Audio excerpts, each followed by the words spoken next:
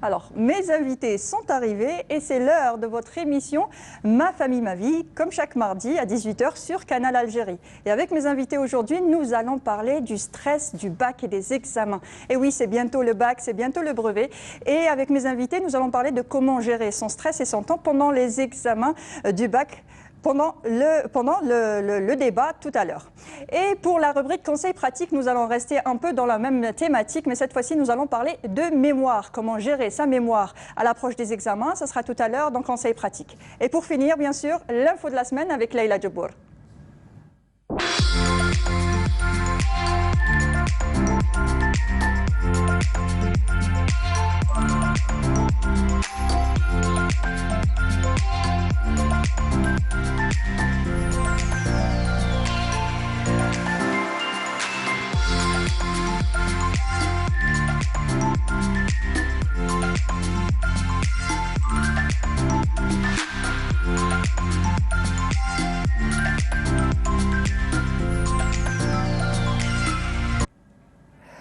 Redouté mais attendu, le bac est un vrai passage à la vie d'adulte et apparaît comme une étape quasi obligatoire de la réussite professionnelle. De quoi se sentir sous pression. Alors comment gérer le stress du bac? On en parle aujourd'hui avec vous. Alors Madame Samia Soufi, vous êtes psychothérapeute, bonsoir et merci d'avoir accepté notre invitation. Bonjour, merci pour l'invitation. Et à vos côtés, Madame Assia Houade, vous êtes ancienne directrice d'école privée, merci d'avoir accepté notre invitation. C'est moi qui vous remercie, bonjour tout le monde. Merci. Alors aujourd'hui, nous allons parler du stress du bac. C'est pas toujours, c'est vraiment, c'est pas évident pour les futurs bacheliers, on va dire, pourquoi pas, et pour ceux qui passent le brevet aussi, parce que même le brevet aussi, c'est quand même un examen important. Les enfants stressent pas mal, les parents aussi stressent beaucoup, parce qu'ils attendent beaucoup de leur enfant, et c'est pas évident. Donc, quand vous étiez directrice d'école, est-ce que vous remarquiez le stress des enfants et des parents aussi? Tout à fait. En général, il y a certains élèves, il y a ceux qui stressent et d'autres moins. Sauf que le stress, on le reçoit en général par les parents. Donc, c'est les parents qui prennent la place justement de cet élève. Ils viennent, ils vérifient si leur enfant il arrive à suivre dans les classes. Personnellement, je rentre justement en classe pour préparer surtout la période des examens, soit sur l'examen du BEM ou l'examen du bac.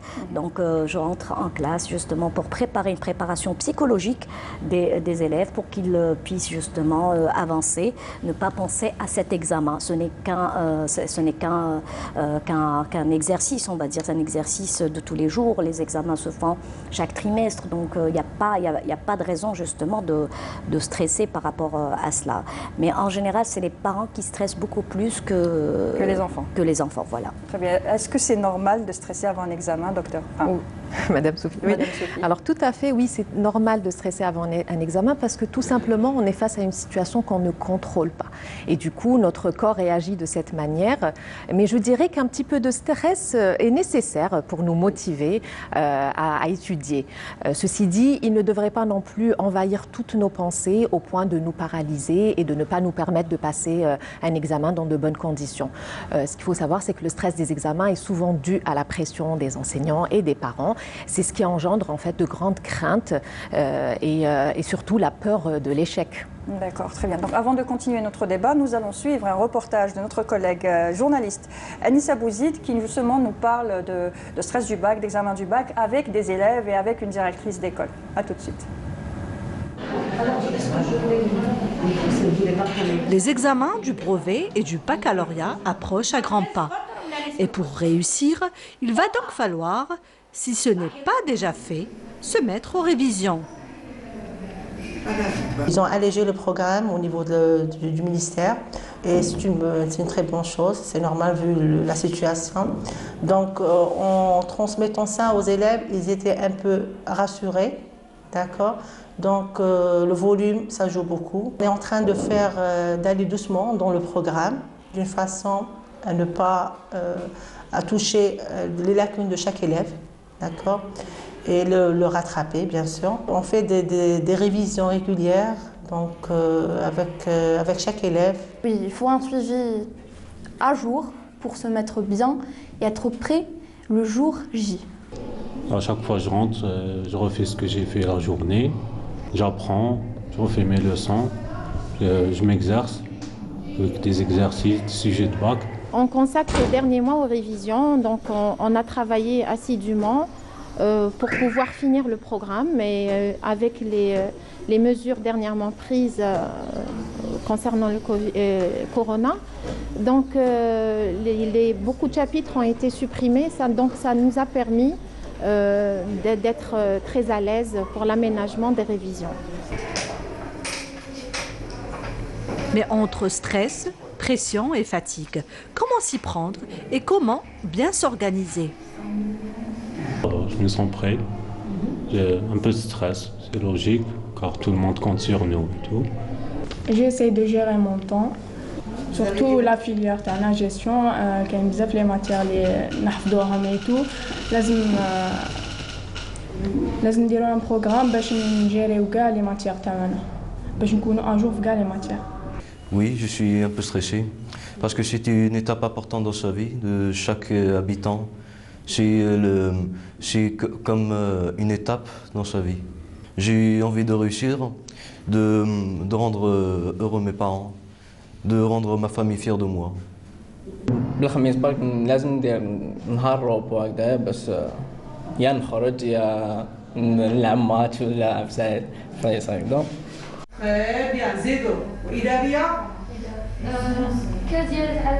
Les parents doivent écouter les besoins de leur enfant, c'est-à-dire doivent considérer que cette période elle est difficile. Déjà pour minimiser le stress des parents et ceux de leur enfant, c'est-à-dire c'est se présenter à l'écoute. Les parents doivent être au présent, à voir, c'est-à-dire où sont les difficultés, l'accompagner surtout en écoutant ses difficultés, ses besoins. Et pour mettre toutes les chances de leur côté, voici quelques conseils pratiques à tous les candidats. L'élève doit être régulier dans ses cours. L'élève doit suivre les conseils et les consignes de ses enseignants. Travailler régulièrement ses cours et s'approcher, c'est-à-dire à la demande en cas de difficulté, à ses responsables de l'école. Bon courage à tous nos enfants. Alors on a vu un élève qui disait « je veux rendre fiers mes parents, les rendre heureux et tout ça ». C'est plus pour rendre les parents heureux donc. En fait, moi je précise, il y a quelques élèves, ils se soucient de satisfaire les parents. Leur bonheur, en fait, le bonheur des parents va par rapport à un élève, c'est beaucoup plus de réussite. Parce qu'en général, quand un enfant fait des études ou il a une réussite, soit dans ses études, soit dans ses compétitions de sport, soit il a envie justement de voir cette fierté des parents dans leurs yeux, et puis ça lui donne aussi cette envie de suivre et de poursuivre ses études, ça c'est très important. Et là c'est déjà une énergie positive. Et ça, cette personne, on n'a qu'à l'encadrer et la pousser justement à aller vers le devant. Donc ça c'est le plus important, c'est le soutien familial. Quand la famille, le noyau d'une société saine, c'est d'avoir une éducation saine. Oui. Donc si la famille est là à soutenir justement l'enfant, il n'y a pas de raison qu'il ne réussisse pas, sauf s'il a autre chemin qu'il a envie de prendre, parce que vous savez, l'adolescence entre le CEM et le lycée, c'est une période assez difficile. Oui. Donc l'enfant, il a envie de se chercher, de se retrouver, de se découvrir. Donc il veut savoir c'est quoi son orientation. Donc les parents sont là à mettre, il y a ceux qui mettent de la pression justement sur leur enfant pour qu'ils puissent réussir, parce que pour eux, les études, c'est ça le plus important, c'est ça la réussite dans la vie. Alors que dans la vie, il y a d'autres choses qui sont aussi importantes. C'est vrai que le diplôme, les études, c'est un chemin, c'est un moyen, c'est un canal qui aide justement à avancer. Mais il faut justement aider cet enfant à aimer ce qu'il fait. C'est ça le plus important. C'est pas à travers les parents, ce que eux ils aiment, ce que eux ils aimeraient ou ce qu'ils ont raté. Voilà. Ils revivent à travers leurs enfants, en quelque sorte, n'est-ce pas, Madame Sophie? Exactement. Oui. Mais le stress aussi, il est dans ce cas-là dû en fait à la peur de ne pas satisfaire les exigences de ses enseignants, de ses parents aussi, et du coup, voilà. D'accord. Alors, Madame Sophie, comment aider les candidats au bac à surmonter le stress? Alors, pour pouvoir aider les candidats au bac à maîtriser leur stress, il faut miser sur le positif. Il faut faire aussi preuve d'une grande écoute. Et pour cela, il faudrait aussi les encourager, ne pas leur mettre trop de pression, les féliciter aussi pour les efforts qu'ils fournissent, leur répéter aussi que les échecs et les erreurs, ce sont aussi des occasions pour apprendre. Il est important aussi de leur suggérer de faire des activités qu'ils aiment, voire même des exercices de relaxation. Très bien. Et en école, quand vous étiez directrice, comment vous aidiez les élèves à ne pas stresser? En fait, l'aide des élèves à ne pas stresser, il y a plusieurs moyens. Donc pendant cette période de cours de soutien scolaire, on ne s'arrête pas juste aux études. Parfois, on leur fait des activités qui leur permettent justement de dégager ce stress. C'est quoi ces activités? Ce sont des sorties pédagogiques, en même temps, on va dire un anti-stress, voilà.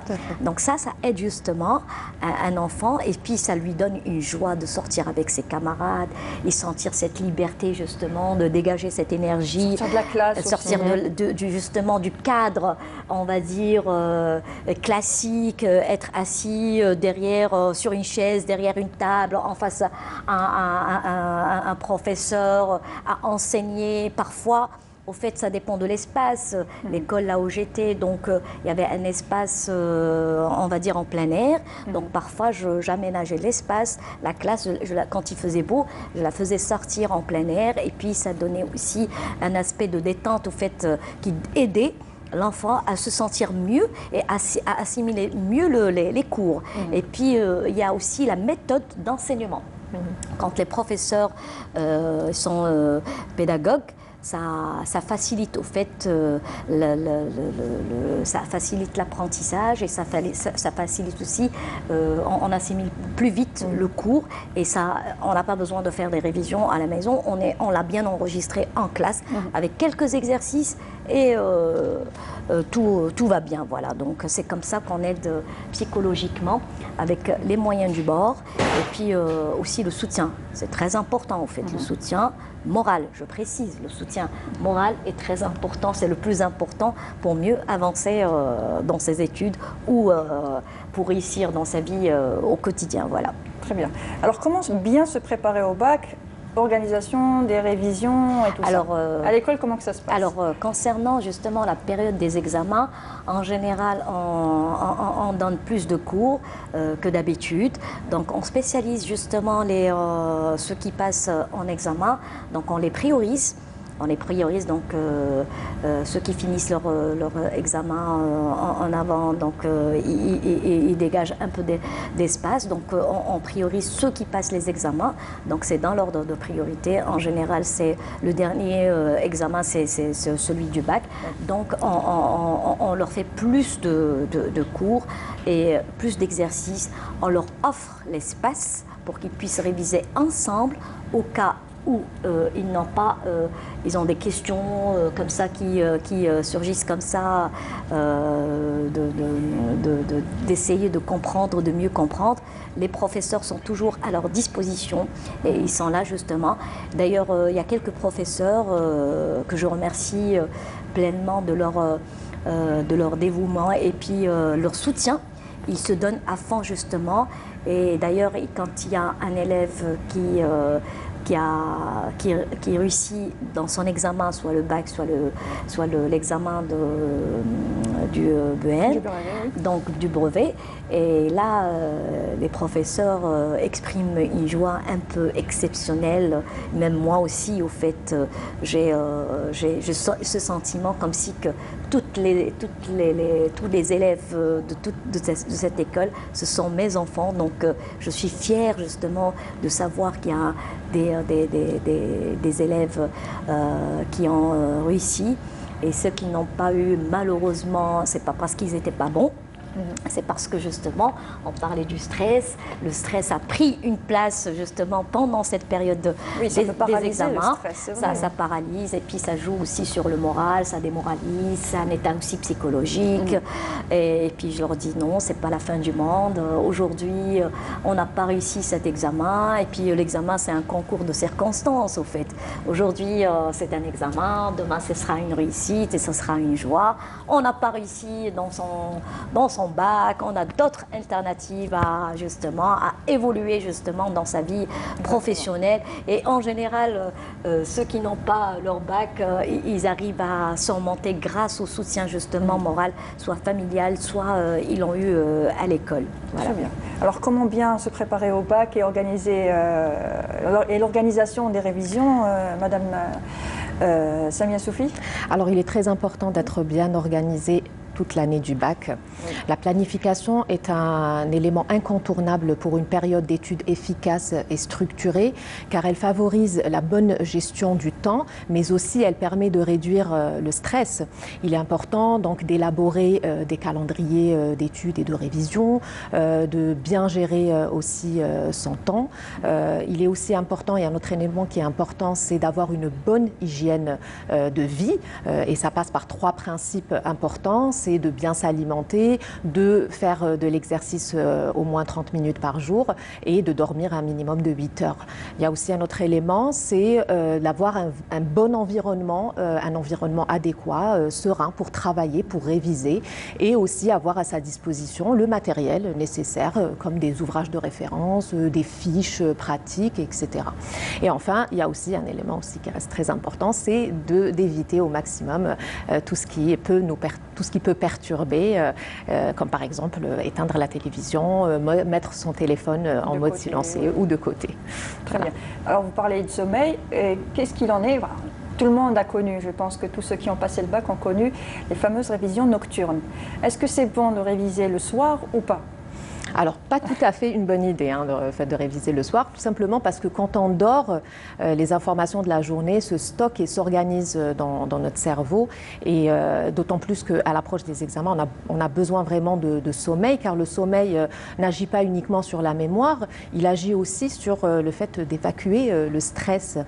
Et toutes les études le diront qu'une bonne nuit de sommeil est plus utile à la réussite qu'une nuit de révision intensive. Et d'ailleurs, il est préférable, en fait, il est conseillé de dormir au minimum 6 heures, voire idéalement 8 heures, et de placer ces heures de sommeil en début de nuit. Donc dormir entre 22 heures et 6 heures du matin est plus réparateur que de dormir entre 1 heure et 9 heures du matin. D'accord, très bien.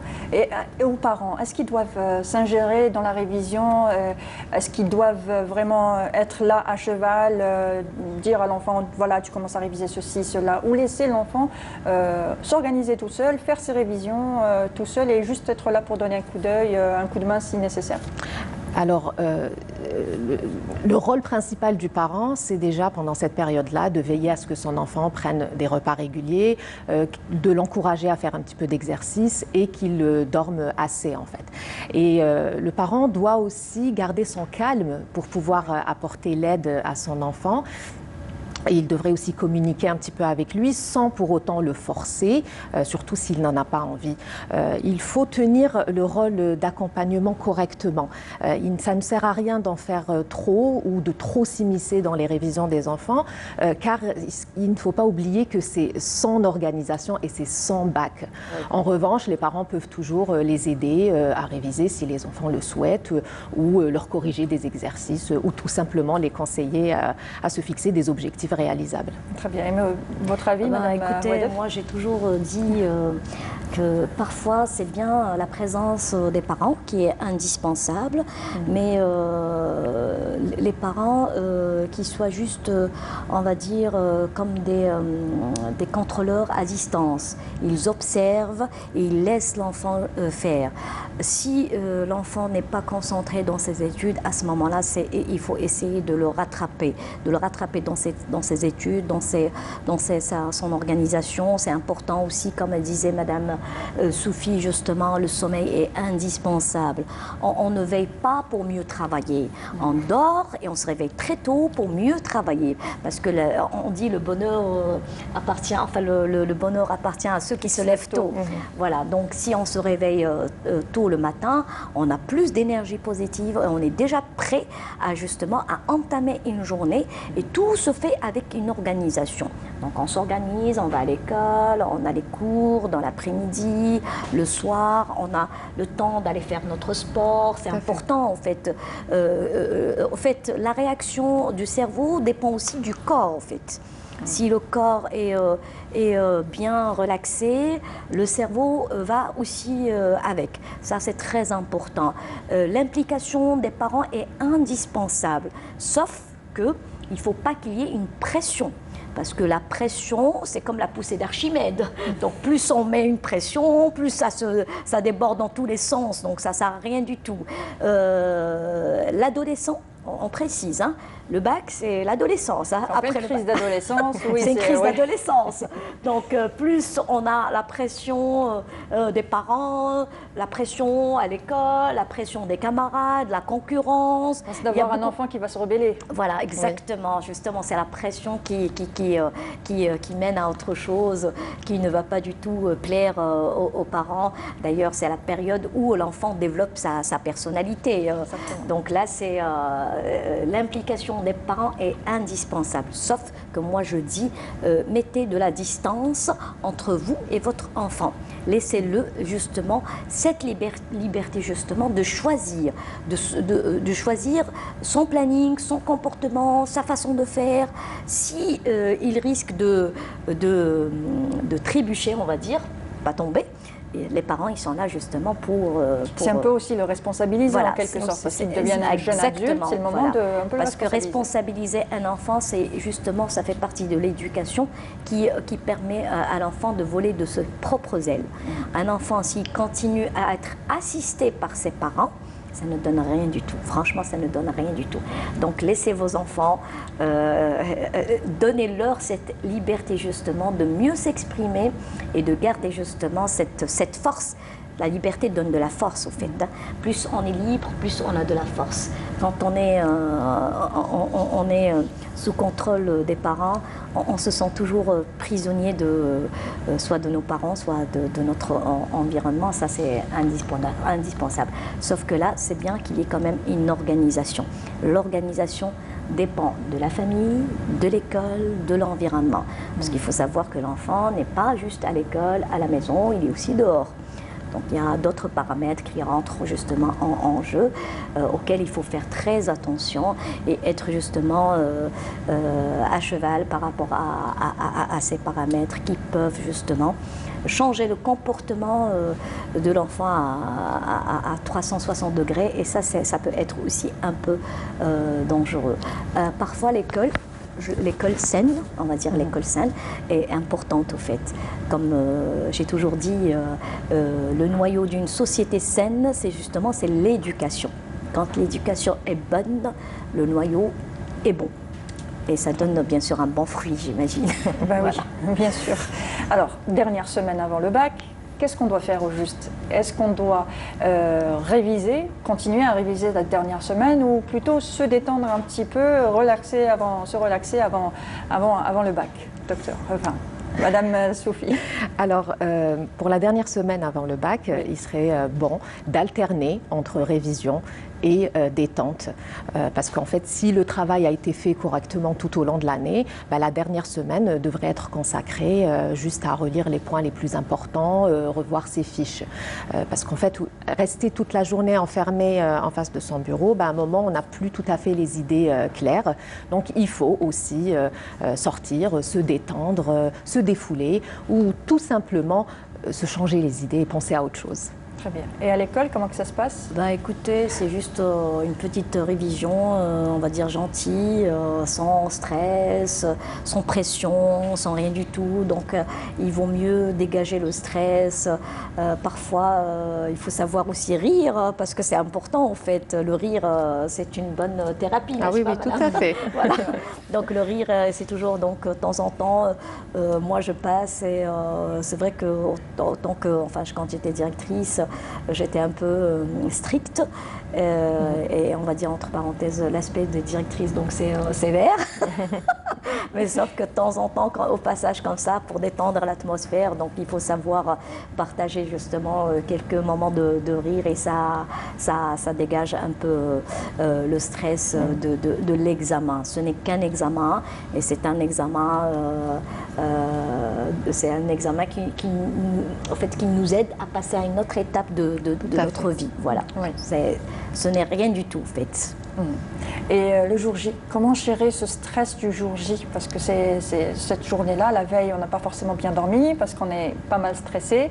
On a l'astuce du carré de sucre, l'astuce de nos grands-mères, nos mamans qui nous donnaient un carré de sucre avant d'y aller. C'est une bonne astuce? Écoutez, moi, j'y crois pas trop, mais bon, après, je me dis, si les gens d'avant le faisaient, ça veut dire que quelque part, ça avait beaucoup de sens. Parce que moi, je respecte les gens d'avant parce qu'ils étaient spontanés, naturels et ça marchait. Parce qu'il faut croire à l'idée pour que ça fonctionne, même si sur le plan logique, on va dire, sur le plan logique, il n'y a aucune logique, mais le sucre, au fait, quel que soit X, le sucre, il donne aussi l'énergie positive, n'est-ce pas? Oui, tout à fait. Donc c'est une façon qui n'a pas été traduite d'une façon scientifique, mais elle est réelle, elle existe au fait. Donc le morceau de sucre, il est toujours dans la poche pour aider l'enfant à réussir, Inch'Allah. Inch'Allah. Moi, je dirais déjà que la veille de l'examen, il serait préférable d'arrêter les révisions, de sortir, de se détendre et surtout de passer une bonne nuit, de faire une bonne nuit de sommeil. Pour le matin de l'examen, il est important de prendre un bon petit déjeuner car on a besoin d'énergie et prendre aussi, pourquoi pas, une collation à manger un petit peu avant l'examen parce qu'un corps avec un estomac vide ne fonctionne pas à sa pleine capacité. Donc, il est important aussi de bien gérer son temps le jour de l'examen pour ne pas arriver en retard parce que ça ne ferait qu'en fait augmenter encore plus le stress. Il est important aussi de tout simplement tolérer ce stress, de l'accepter et de se dire que c'est normal de stresser avant un examen et que même si c'est quelque chose qui n'est pas très agréable à vivre, c'est juste passager.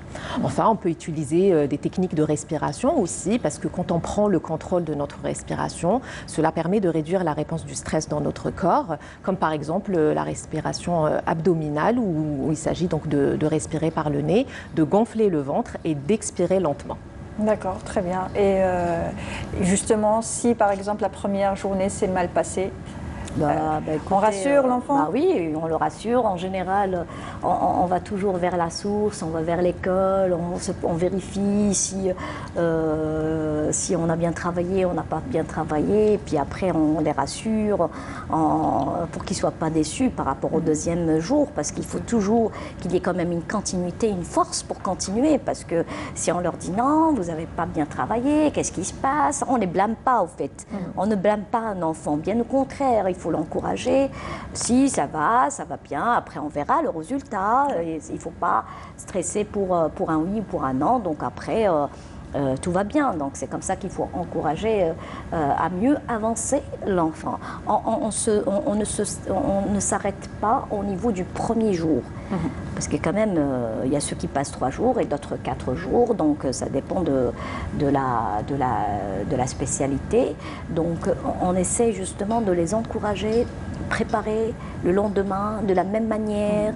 Donc comme elle disait Madame Sophie, des séances de méditation s'imposent. Ça aide justement la bonne respiration, la bonne préparation psychologique, préparation mentale. Ça c'est très important au fait. Donc c'est l'environnement qui fait justement la réussite d'un enfant.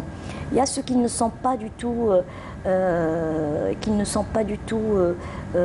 très forts dans le sens où, par rapport à leur intelligence, mais le fait qu'ils soient préparés, ils sont posés.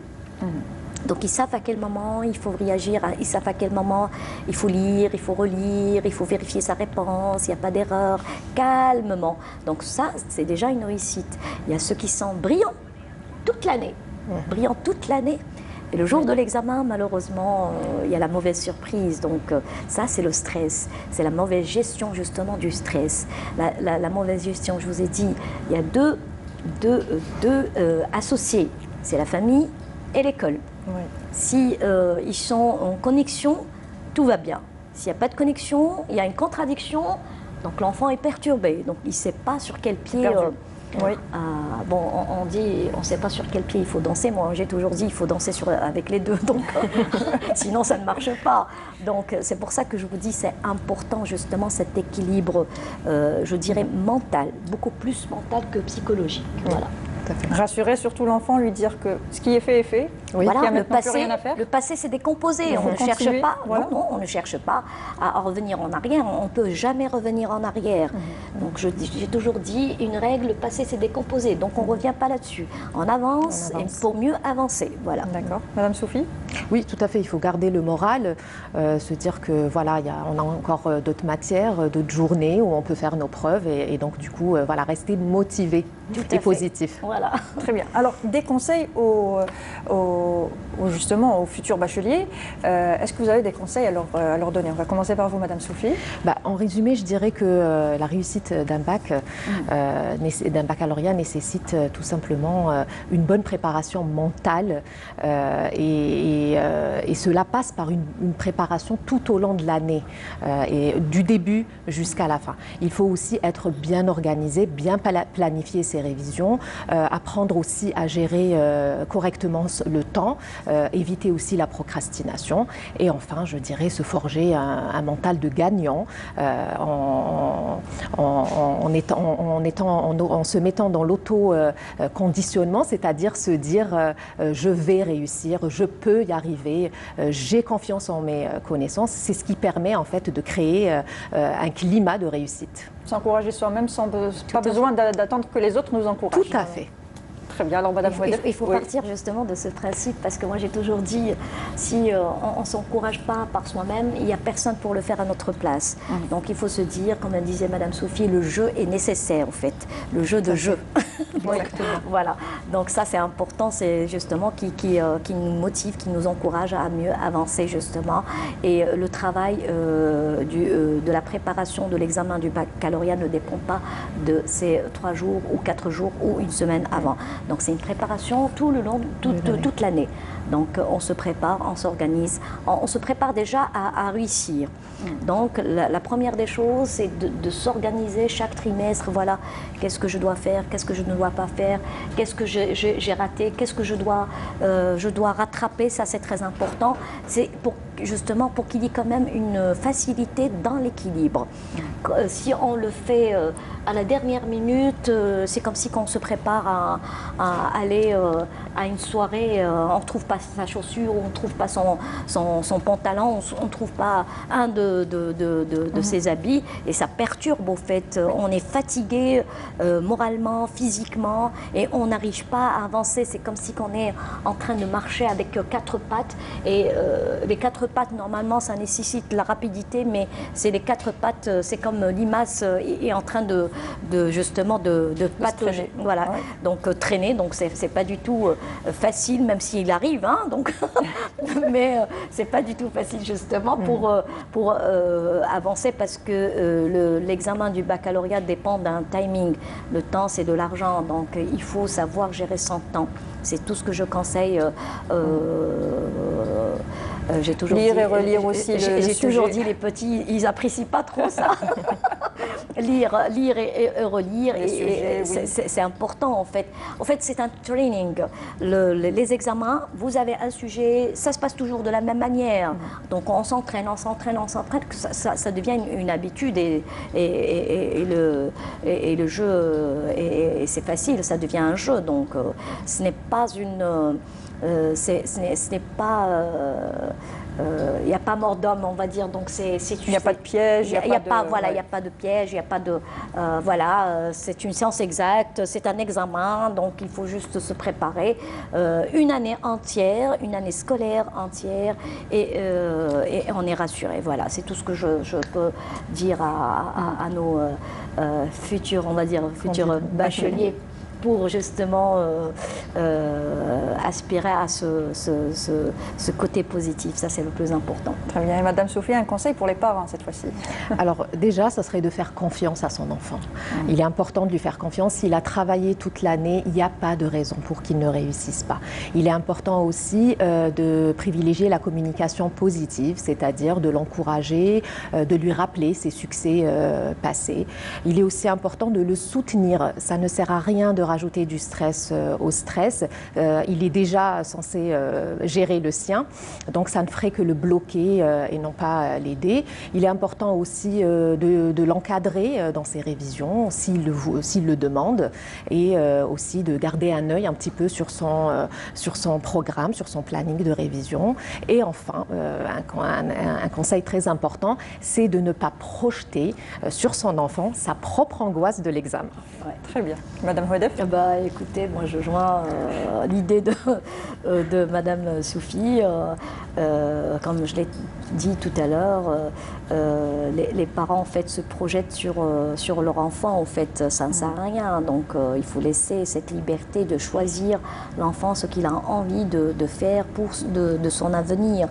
Donc vous savez, le baccalauréat c'est un examen, et les métiers aussi. Si ça ne marche pas avec des études universitaires, ça marche aussi avec les métiers du monde qui ont fait justement beaucoup de célébrités justement par rapport à ces mains d'or. Donc il ne faut pas se sous-estimer par rapport à un métier ou bien par rapport à des études supérieures. Tout est supérieur. Tout ce qui dépasse le baccalauréat est supérieur, n'est-ce pas? Oui. Donc on ne va pas s'arrêter, la vie ne s'arrête pas au niveau de cet examen. C'est pour ça que le stress, il faut qu'il diminue, qu'il s'estompe, on va dire. Parce que trop de stress, ça justement, ça engendre un autre stress. Et puis des fois, je ne sais pas si vous avez eu des cas, Madame Sophie, ça engendre aussi des maladies.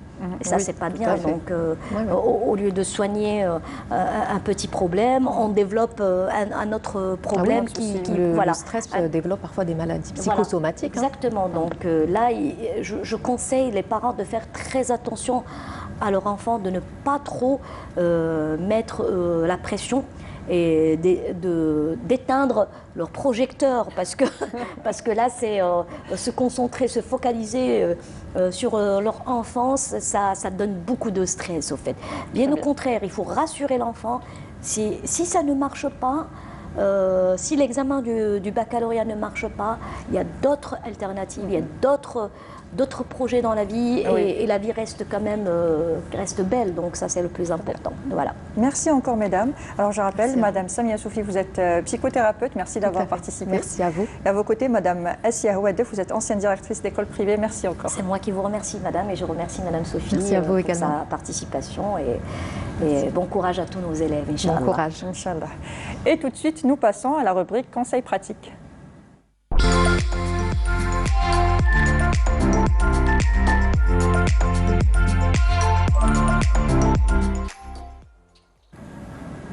Et place maintenant à la rubrique Conseils pratiques, et nous allons parler de mémoire et comment la booster. Pour en parler avec moi, Dr Sid Ahmed Belbachir. Alors vous êtes directeur du Centre médical de la mémoire. Bonsoir et merci d'avoir accepté notre invitation. C'est moi qui vous remercie, et puis bonjour à tous les téléspectateurs, et Sahaïd Fom aussi. Oui, l'Aïd c'est passé depuis quelques semaines déjà, mais c'est toujours bon de le souhaiter, c'est vrai.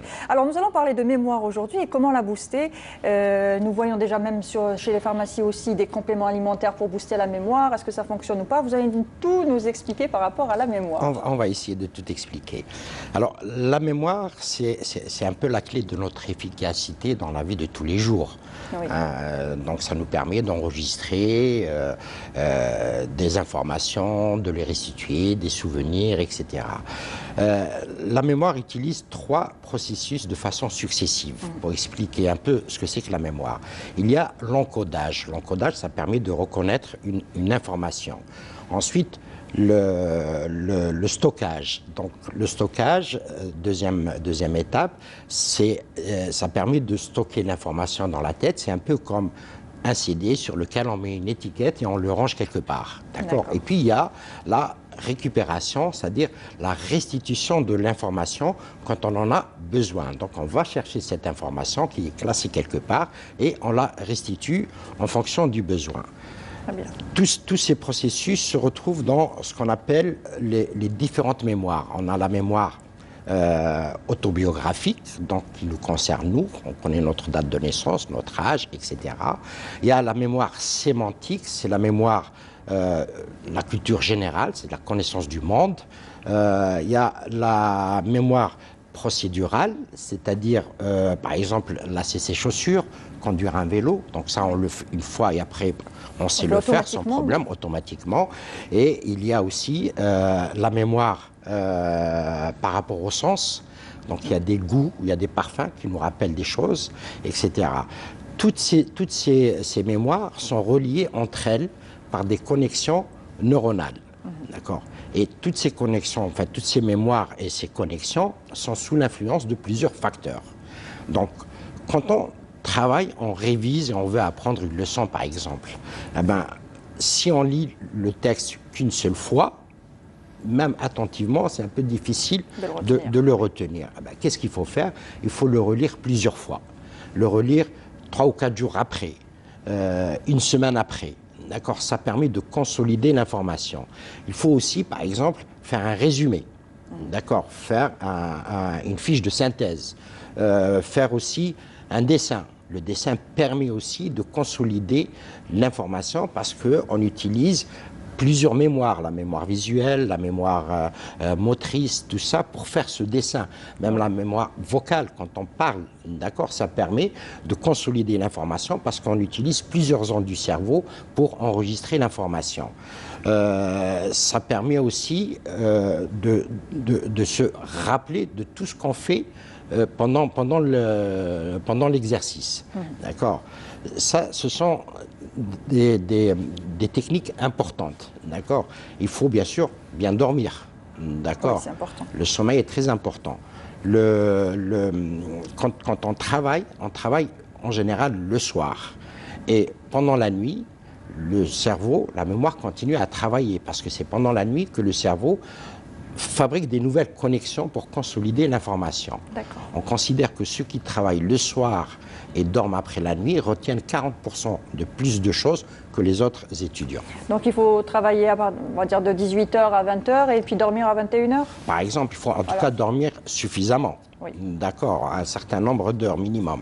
D'accord, voilà. On peut faire ses nuits 8 heures par nuit 7 à 8 heures, bien sûr, bien dormir après avoir travaillé, bien sûr. D'accord. Voilà. Et est-ce qu'il faut, par exemple, on nous disait souvent, au lieu d'apprendre, faire du parcourisme, essaie de comprendre d'abord ce que tu es en train d'apprendre. C'est plus facile à retenir. Bien sûr, bien sûr. Il faut déjà comprendre ce qu'on est en train de lire et de vouloir apprendre. D'accord. Donc c'est pour ça qu'il faut faire des fiches de synthèse. Cette fiche de synthèse avec des petites questions, d'accord, ça permet de mieux comprendre et puis il faut organiser de façon logique son cours. Comme un chemin, si vous voulez, hein, avec différentes étapes, d'accord, ce qui nous permet à chaque fois d'enregistrer un bout de l'information et de la consolider. D'accord. Est-ce qu'il faut, on va dire que la mémoire, c'est comme faire du sport, c'est comme un muscle, il faut l'entretenir au fur et à mesure ou se mettre subitement à la dernière minute à réviser et essayer de tout mémoriser? Jamais à la dernière minute, comme je le disais au début, il faut travailler plusieurs jours à l'avance, d'accord, il faut travailler, le répéter plusieurs fois dans la journée, quelques jours après, etc. Et en utilisant plusieurs techniques. Donc la technique d'apprendre par cœur, faire des résumés, faire des dessins, les schémas, c'est très important. Donc toutes ces méthodes, ces techniques permettent d'enregistrer dans différentes zones d'information pour pouvoir après la récupérer et la restituer. Est-ce que le stress, par exemple, peut altérer la mémoire? Alors, un stress très important, oui. Donc, il faut quand même un minimum de stress pour pouvoir se concentrer et mettre toute son attention sur la lecture. Un stress trop important, non, c'est pas bon. Donc, est-ce qu'il y a des recettes magiques, par exemple? Est-ce qu'il y a des aliments à manger qui vont booster un peu la mémoire? On voit aussi chez les pharmaciens, on voit les compléments alimentaires pour la mémoire et tout ça. Est-ce que ça marche réellement? Alors, le cerveau a besoin de à peu près 40 nutriments, d'accord, pour améliorer la mémoire. D'accord.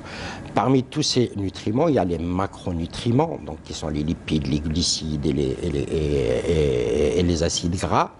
Alors, c'est important de prendre tous ces nutriments et les répartir dans la journée. Ça, c'est très important.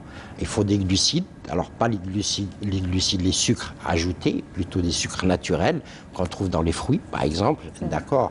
Les protéines et les acides gras, on les trouve dans les aliments normaux, poissons par exemple, le thon.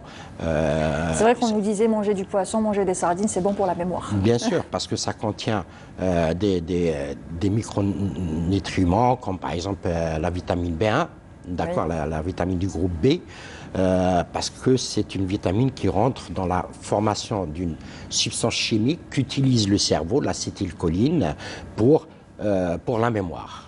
D'accord. Très bien. Voilà. Donc les compléments alimentaires peuvent marcher? Bien sûr, les compléments alimentaires peuvent marcher, il n'y a aucun problème. Il suffit d'avoir un régime. Il y a un régime qu'on appelle le régime méditerranéen, oui. qui est très important et il aide beaucoup pour la mémoire. C'est ce qu'on utilise, c'est ce qu'on en tout cas conseille à certaines personnes de prendre pour essayer de développer la mémoire et d'éviter d'avoir des maladies telles que la maladie d'Alzheimer, bien sûr. Très bien. Alors, comment booster sa mémoire à l'approche des examens?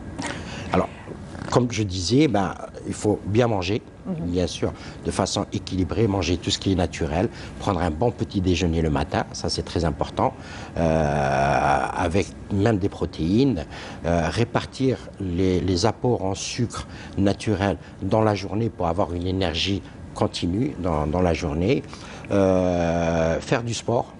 D'accord, c'est très important. Le sport permet de fabriquer la noradrénaline qui permet de consolider les informations. Donc, bien dormir suffisamment, éviter le stress, boire un peu de café, c'est bien. Le café, c'est bon? Le café, c'est très bon. D'abord, c'est un antioxydant déjà, oui. Mais ça permet aussi de mémoriser les détails. D'accord, pas en excès, bien sûr. Oui. D'accord, pas prendre 1 litre de café par jour, mais bon, un café ou 2 dans la journée, c'est pas mal. D'accord, donc voilà. les bacheliers qui prennent du café pour bien réviser et tout ça, sans excès, c'est bon? Sans excès, c'est bon, voilà. Bien. Donc d'autres conseils, si vous voulez, pour justement booster sa mémoire?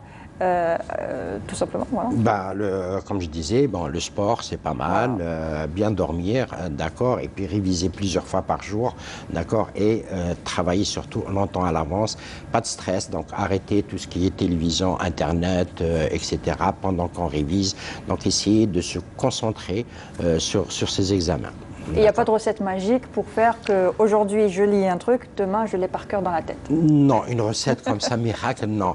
Il y a une chose, c'est que chacun va s'adapter en fonction de ses capacités. Oui. D'accord. Donc il y a des gens qui ont une mémoire visuelle beaucoup plus importante, donc il faut qu'ils regardent, d'autres mémoire auditive, donc il faut qu'ils lisent à voix haute. Chacun a sa technique qu'il faut absolument développer. Mais ce qui est important, c'est d'avoir une hygiène de vie la plus stricte possible, d'accord, pour préparer ces examens. Très bien. Voilà. En tout cas, très, très bon conseil. Merci encore. Alors, je rappelle, vous êtes Dr Sid Ahmed Belbachi, vous êtes directeur du Centre médical de la mémoire. Merci. À Albiar. Voilà. Albiar, voilà. Voilà. Merci encore. C'est moi qui vous remercie. Et tout de suite, nous passons à l'info de la semaine.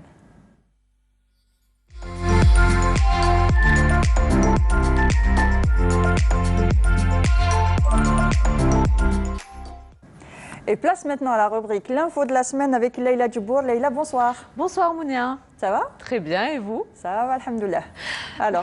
Alors, ce soir, nous allons parler donc pour l'info de la semaine d'une start-up, une start-up qui va permettre aux personnes d'apprendre des langues en ligne. Et oui, parce que j'imagine que vous-même, vous avez déjà essayé d'apprendre des langues et c'est vrai que faire la procédure d'aller s'inscrire. On n'a pas toujours le temps d'aller s'inscrire ou prendre des cours. Et bien maintenant, vous allez avoir le temps puisque Bilal Madoui est avec nous. Il est le créateur de la start-up Dope. Bonsoir Bilal. Bonsoir Léla, bonsoir Monia. Bienvenue. Merci beaucoup, je suis ravi et honoré d'être parmi vous dans les locaux de Canal Algérie. Merci beaucoup d'avoir accepté l'invitation. Alors vous avez créé Dope pour faciliter l'apprentissage des langues étrangères en ligne. Déjà, avoir une entreprise, c'est un rêve depuis mon jeune âge. Donc, j'avais une intuition que j'allais vers l'entrepreneuriat. Donc, j'ai suivi mon intuition. J'ai commencé à apprendre le français, puis l'anglais, puis j'ai fait des études de management et j'ai effectué 2 stages dans des multinationales. Et actuellement, je travaille dans une multinationale. Et vous avez donc créé cette start-up en 2020. En 2020. Avec un incubateur.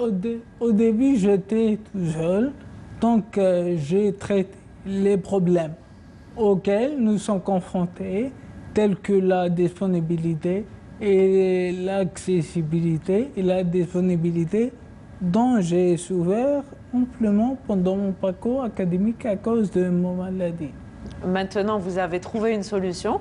Alors, comment on peut s'inscrire pour apprendre une langue?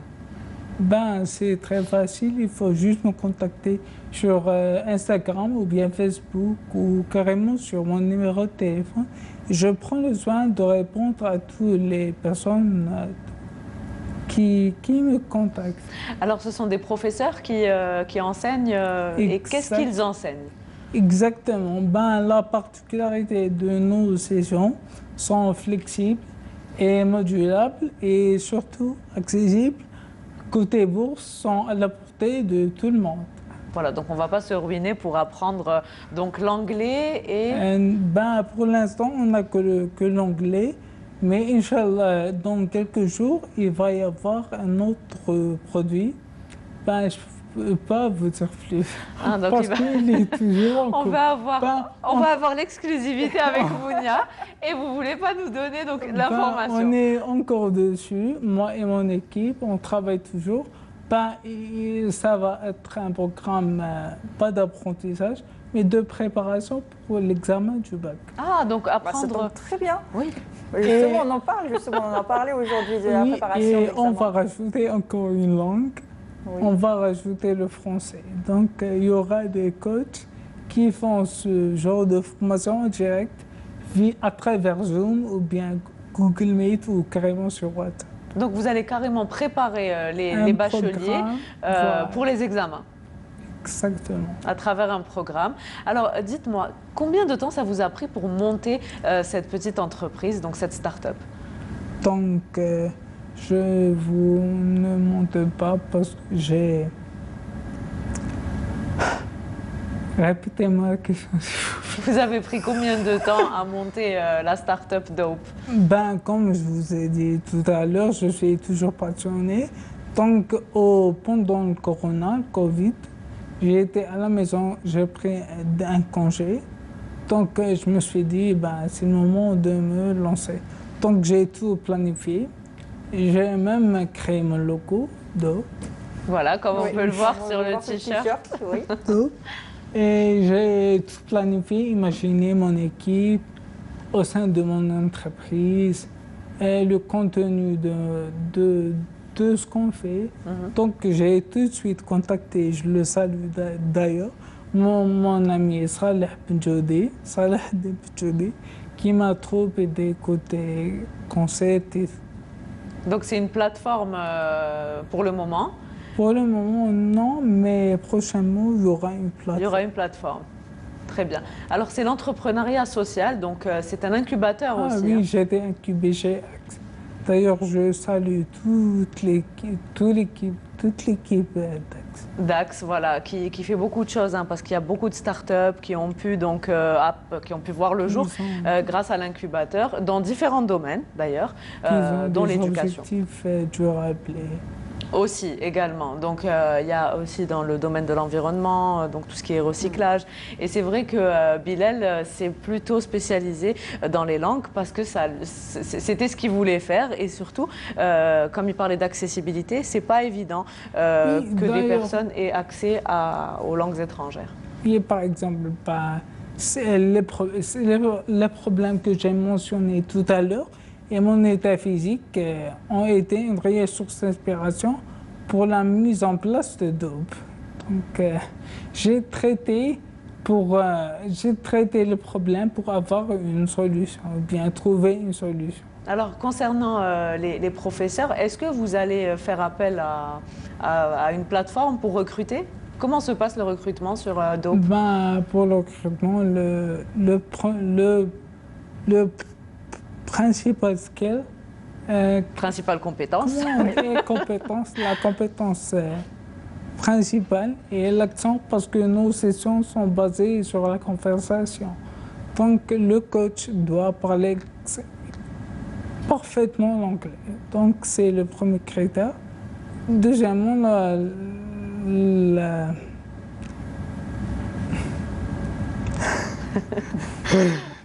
Allez-y, prenez votre temps, Bilal. Parce que maintenant, je suis en train de réfléchir en anglais. Je suis en train de parler en français, donc on a dit premièrement la capacité de communication. Oui, c'est important de pouvoir c'est le deuxième critère. Transmettre le savoir. Alors, prochain projet, Bilal? Inch'Allah, notre vision est de proposer nos services à l'échelle mondiale. Oui. Inch'Allah, dans quelques temps, il va y avoir d'autres surprises. Je ne suis pas prêt pour vous dire plus. Voilà, donc il va garder ça, il reviendra, Inch'Allah, pour en parler. Dope, c'est disponible donc sur les réseaux sociaux. Et l'inscription, alors concernant l'inscription, elle est accessible? Accessible à tout le monde. En plus, comme j'ai dit, les coûts sont à la portée de tout le monde, donc n'importe qui peut se permettre. C'est-à-dire même si vous êtes en France, si vous êtes partout dans le monde, vous pouvez. Oui, d'ailleurs, on a des clients de la France, par exemple, Maroc, l'Allemagne, on a des clients potentiels. Et on espère, Inch'Allah, qu'il y aura d'autres langues à apprendre au niveau de cette start-up. On vous retrouve sur les réseaux sociaux, Bilal Madoui. Voilà. Vous répondez à tout le monde. Je réponds à tout le monde, sans exception, quand même. On est très disponible sur les réseaux. Et vous êtes toute une équipe. Je sais que vous avez des messages à passer. Oui, il y a toute une liste. Je peux citer leurs noms. Bien sûr. Je commence avec Esma, parce que la dernière fois, j'ai oublié ça. Donc, on a coach Marwa, Miss Wala, Hayat, Iman, Rania, Sarah, Maha et notre responsable de programme, coach Faiza. Voilà, donc maintenant, les garçons, on a Oussama, Aziz qui est absent, Rafiq, Lounis et Amin. Voilà, il a cité tout le monde. On n'a oublié personne? To my team, if I forgot someone, don't blame me, it's not on purpose. Voilà, il n'aura pas fait exprès s'il a oublié quelqu'un. Allez, nous aussi on parle anglais. Ça va, se débrouille quand même. Voilà donc pour Dope. Je ne sais pas si vous avez une question, parce que je sais que... Je vous écoute, allez-y. Moi, ça y est, j'ai toutes les infos. Je disais que c'était très intéressant, surtout pour le bac. C'est très intéressant, surtout apprendre l'anglais sans devoir se déplacer ou être en classe. On n'a pas forcément toujours le temps. Donc, le faire de son canapé à la maison, c'est une bonne idée. Voilà. Et l'apprentissage, en général, c'est une bonne idée quand c'est accessible, quand on est, par exemple, une ménagère et qu'on n'a pas le temps, qu'on a des enfants à les récupérer, les travaux de la maison. Donc voilà, ça pourrait être accessible à tous. Voilà pour Dope, donc la première start-up qui permet d'apprendre des langues étrangères en ligne. Très bien, merci encore. Merci Bilal Medoui, merci encore. Merci Leïla. Merci à vous Mounia. À la semaine prochaine. Je peux dire quelque chose. Je remercie mon père qui m'a chargé d'affaires. Ah oui, qui a ramené Bilal, on le salue. Voilà, monsieur Madoui. Et ma mère qui est mon assistante. C'est une affaire de famille. Oui, et monsieur Jared Blade, ex-DRH adjoint d'une multinationale, qui m'a trop aidé, et les Instagrammeurs, Dr Zakaria Chemark et Mrim de Miss Fitness 42. Ils m'ont soutenu jusqu'au bout.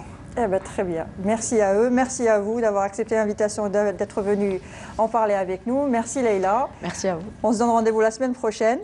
D'accord? Inch'Allah, Mounia. Et ben, je vous dis, prenez soin de vous et à la semaine prochaine. Au revoir.